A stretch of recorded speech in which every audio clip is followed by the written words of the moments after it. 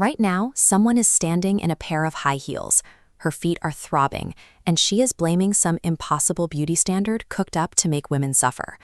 But the high heel was actually engineered for a man, specifically a soldier on horseback, holding a bow, riding into battle in 10th century Persia.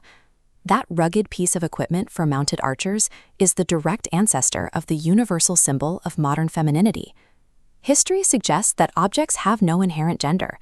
We assign meaning to them, then rewrite those rules to fit shifting cultural and political hierarchies. The earliest recorded use of an elevated shoe dates back to 3500 BC in ancient Egypt. Butchers wore platforms for a very specific, gruesome reason: to keep their bare feet above the blood and offal on slaughterhouse floors.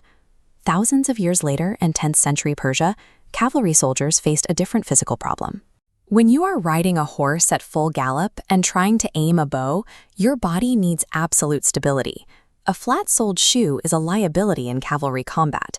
If your foot slides forward through a metal stirrup, you lose balance. The Persians engineered a solution, a raised block that catches the loop, giving soldiers leverage to stand and fire accurately. For its first few centuries on Earth, the high heel had zero connection to fashion. It was a utilitarian tool of war that gave soldiers a mechanical advantage. That era ended in 1599. Persian diplomats traveled to Europe seeking military allies, and they brought their traditional riding boots with them. European aristocrats, obsessed with exotic cultures, adopted the look immediately. The European upper class used the shoe to make a specific point. Wearing footwear that made it difficult to walk or work proved you were rich. It signaled that you had servants and carriages, and that your feet never had to touch the mud of the common streets.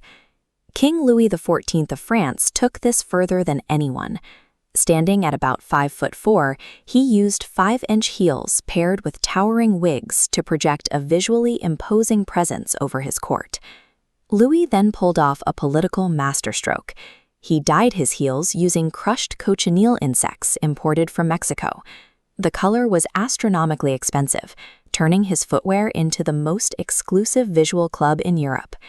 In 1673, he passed laws declaring that only members of his court who possessed his personal favor were allowed to wear red heels. If your heels changed color, the entire court instantly knew you had fallen out of the king's grace. By the late 17th century, the heel had shed its tactical purpose. It now functioned as a weapon of class, a display where maximum physical impracticality signaled maximum social power.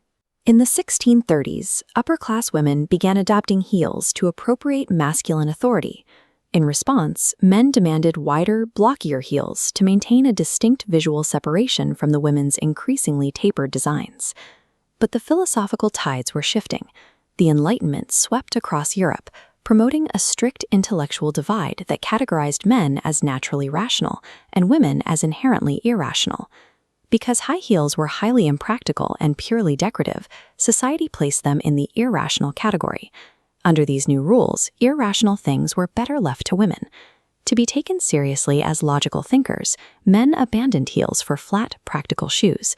They adopted the simple, dark-colored aesthetic that remains the foundation of the modern business suit today. The French Revolution in 1789 delivered the final blow. In the New Republic, aristocratic red heels weren't just unfashionable, they were evidence of treasonous vanity that could get you noticed by the wrong people. Over the span of a single generation, shifting intellectual philosophies and a bloody revolution transformed the world's most powerful male status symbol into a strictly feminine artifact. In the mid-19th century, pornographers began posing female nudes in high heels. This recoded the shoe. The arched foot and altered posture, once markers of authority, were now seen through a strictly erotic lens. The 1950s finalized this shift. Designers reinforced heels with internal steel rods to create the needle-thin stiletto, a fragile structural marvel that functioned as a weaponized sex symbol.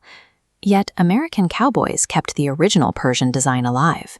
They retained a 2-inch heel for its original purpose, locking into a stirrup, and no one on the frontier questioned whether the look was masculine. In the 1990s, designer Christian Louboutin repopularized the painted red sole, creating one of the most recognizable luxury signals in modern fashion. Louboutin effectively recycled King Louis XIV's psychological tactic.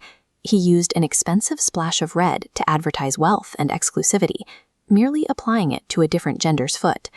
Today, modern men are reclaiming the heel on red carpets and runways, reminding us that the rules governing fashion, gender, and power are constructs we choose to believe.